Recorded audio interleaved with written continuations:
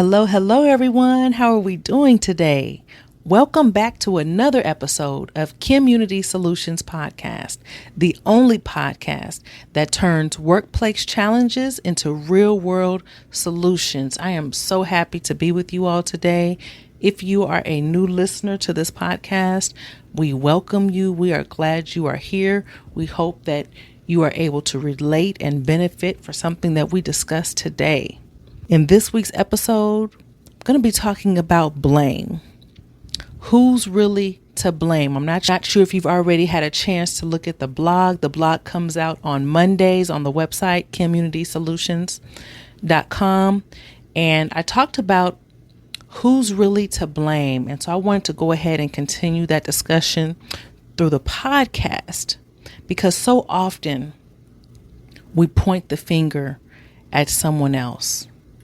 And I'm not sure if you've heard the saying before, but when you point one finger at someone, you're actually pointing three back right at you, right at yourself. So we have to be mindful and careful of who are we pointing the finger at, and could we be to blame?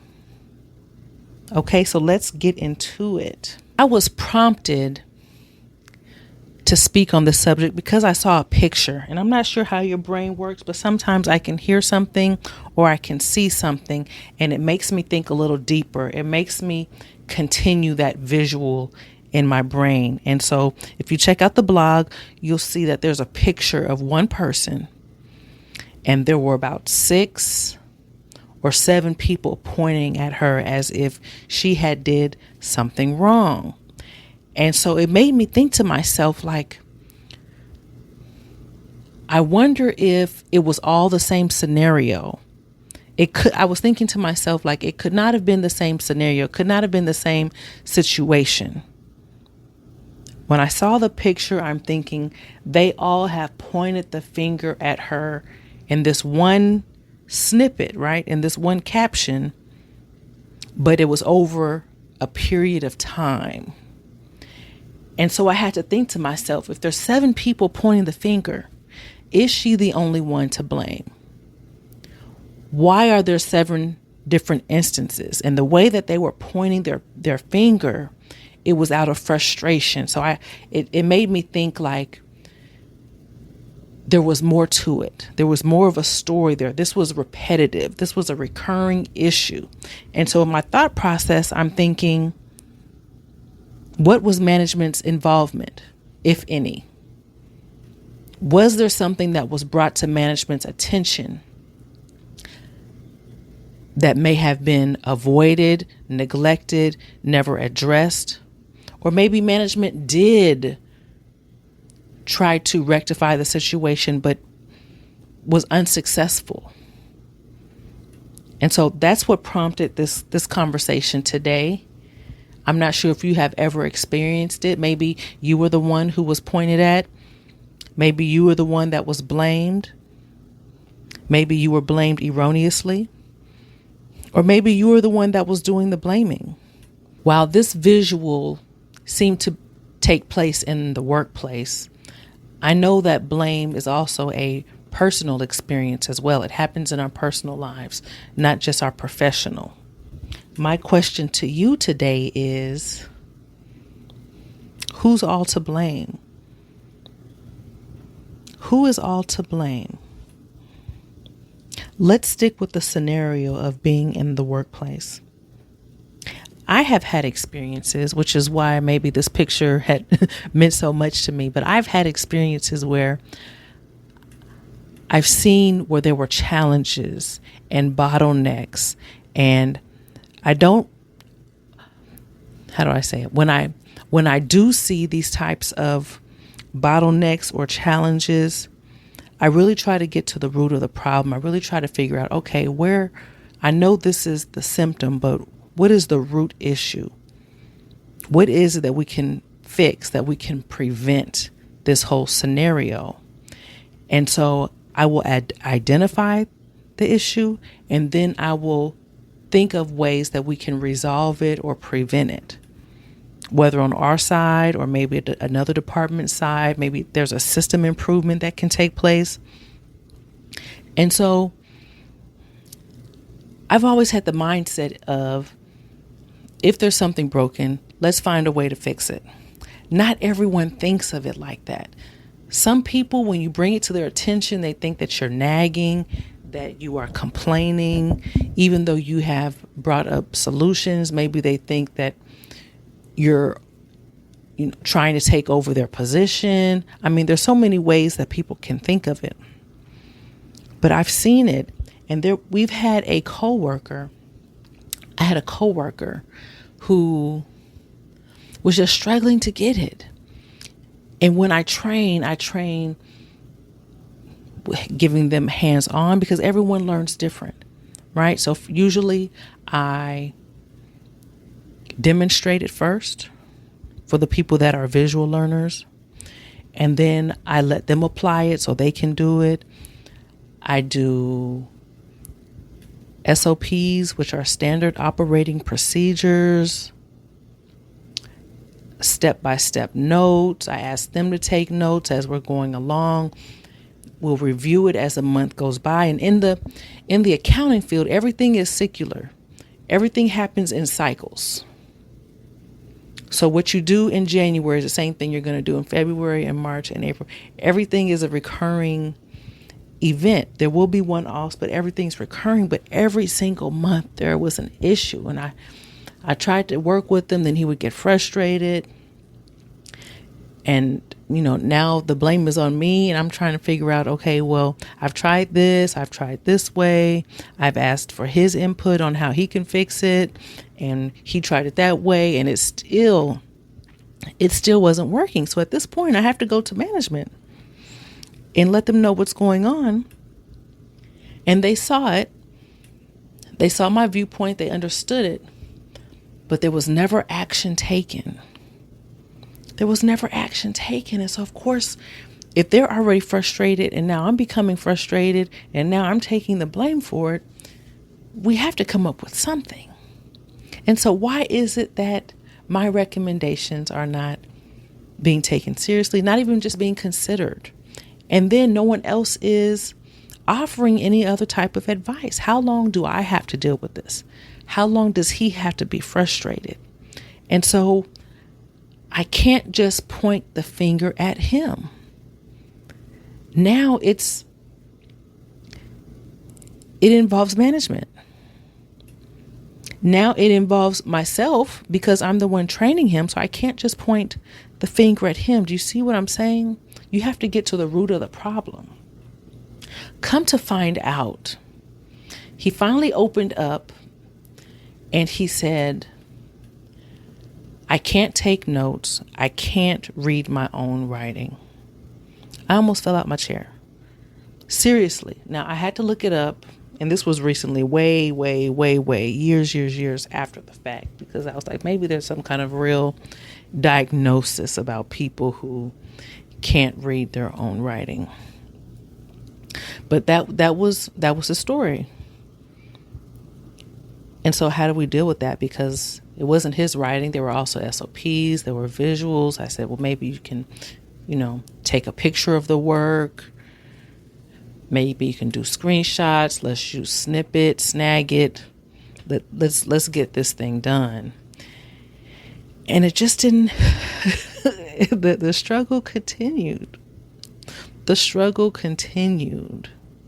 And to all the managers out there, to all the supervisors out there, it is so important for you all to be listening to what your staff says, because we know that you want your team to be running smoothly, optimally. You want to be able to increase productivity. You want good team morale. You want people to be able to collaborate and to reduce any type of friction. And you want to be welcoming. You want them to be able to approach you with challenges and resolutions, because that is a preventative measure. You being approached is a preventative measure. That's not something that should be looked down upon, even though it is. This employee may have been there a year that we had to go through that. And I'm not sure if he was let go or if he quit. but he did leave.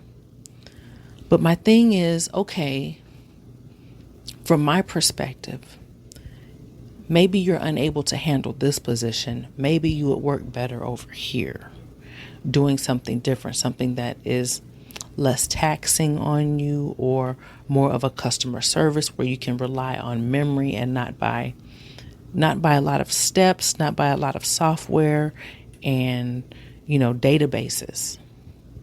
And so this is something that I want you all to think about, whether you're a manager who have been notified of these scenarios and challenges in your department, or even as a teammate. How are you trying to resolve it? Are you to blame? Are you letting it slide? Have you stopped complaining because management is not doing anything? You see, the fingers can be pointed in one direction, but we all have a responsibility. We all have a responsibility. And our personal life is the same way. And I'm trying to think of an example. The first example that I'm thinking of that comes to mind is about anniversaries. Have you ever gotten upset because someone forgot your anniversary or your birthday? Let's stick with anniversary, because that is a two-pronged approach. Have you just set them up? Maybe they did forget.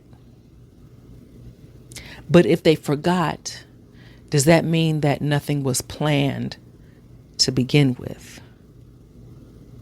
Were you in the mindset or the mind frame of, let me see if he remembers. Let me see if she remembers. And then the day comes and now you're upset because they forgot. But did you play a role in that? I'm just curious. I'm not pointing in figures. I just want you to think about it. Did you play a role? Did they have something else going on at that time, mentally, emotionally? Did you ask? Or were you just expecting them to remember? Yes. It means something when the other person remembers, because we remember it's an important day to us and we want it to be an important day to the other person. But my only question is, are you setting them up to be blamed? Is that something that could have been prevented? And I see it both ways. Don't get me wrong. I see it both ways, but I'm just wanting you to see how we can point the finger at someone else and blame them for something. But sometimes we also have to take responsibility for our actions or our inactions. Reflection is important. And last week I talked about the importance of pauses as well. Pausing and reflecting is important. And the truth often isn't that simple. We all have to understand that we all play a role in these dynamics of relationships, whether it's personal or professional. We all can help improve our environments, our relationships, our day-to-day activities, our day-to-day interactions. Whether we want to or not, whether we do it or not, that's something totally different. But we all can take that action. That is how we create a ripple effect throughout our world. Wouldn't it be nice, especially for those of us who are still going into the office for 8 hours plus a day and are not working remotely? Wouldn't it be great if you can actually enjoy that time? And I'm not saying that you don't have anything better to do or that you don't prefer to work from home, but I'm saying going into work, if it wasn't as painful as what I recall it to be, wouldn't that just be a huge blessing? It wouldn't be so taxing getting up. It wouldn't be so taxing on Sundays, dreading Mondays. And so by listening to this podcast, by listening to the topics that I've been discussing, and by taking these small steps, these small actions, we all can improve those environments, those relationships. We all can improve our days and someone else's. Because when we feel better, then the people around us feel better. Have you ever been next to someone you can feel their energy? You can feel that they're tense. You can feel that it's not comfortable. I need to move. Something's going to rub off on me. What if that was positive energy?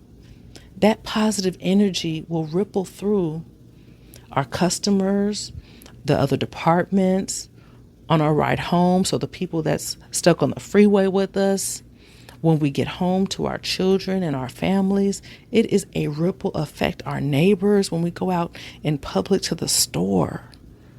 That is what this podcast is all about. It's about improving our relationships and environments within and beyond the workplace. It's the little things. It's the little things. Before you blame, before you point the finger, I just want you to think about, what could you have done? What can you still do? What can you improve? What can you, even though you don't want it, you don't want to, how can you make positive change? And here's the thing, we're always looking for management to make the change. We're always waiting for them to make the proper adjustment or to resolve something. But here's the thing. Here's what I come to realize. Of all the times that I tried to,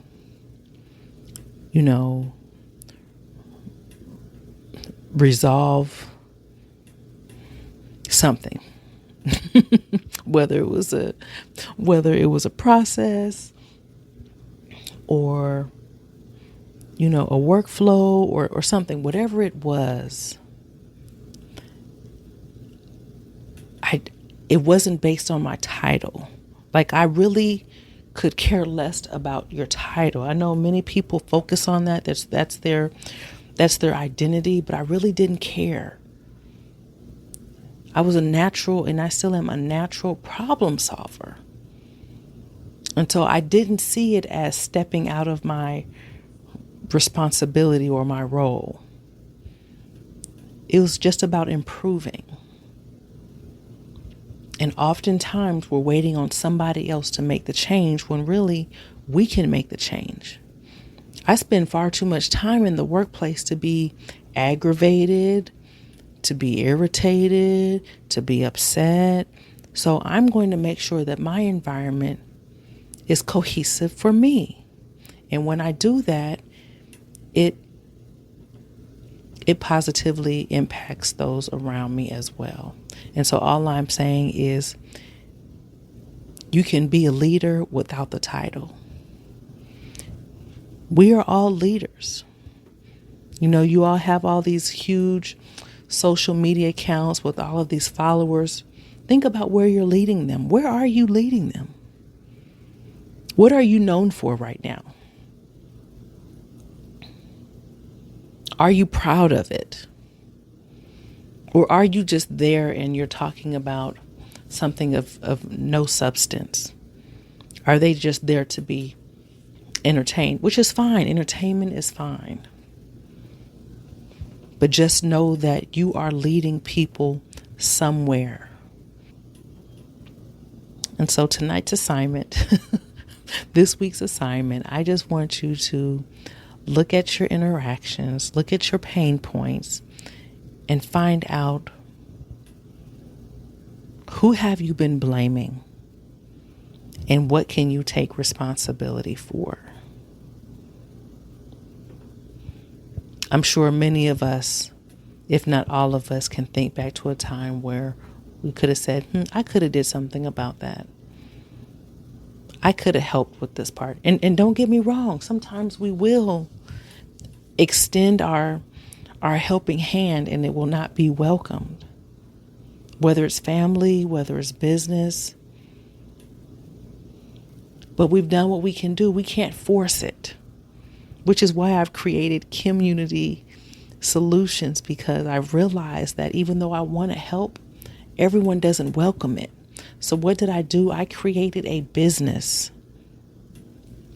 for those who are actually looking for solutions, especially in the workplace.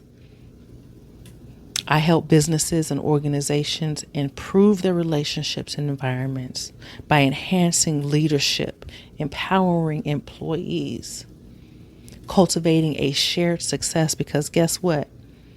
When the people win, the business win. My approach is a people first approach. If you are interested, if your employer needs this, if you are experiencing any of these challenges in the workplace, reach out to me. Reach out to me. There's a free call. You can book a free 15-minute call that we can talk about it and offer my services to improve your workplace, to lend an unbiased perspective. There's so many in the workplace that don't feel comfortable going to HR. If you've had experiences like me, it doesn't get resolved, it gets escalated. So reach out to KimUnity Soulutions, SOULUTIONS.com. Book a free call.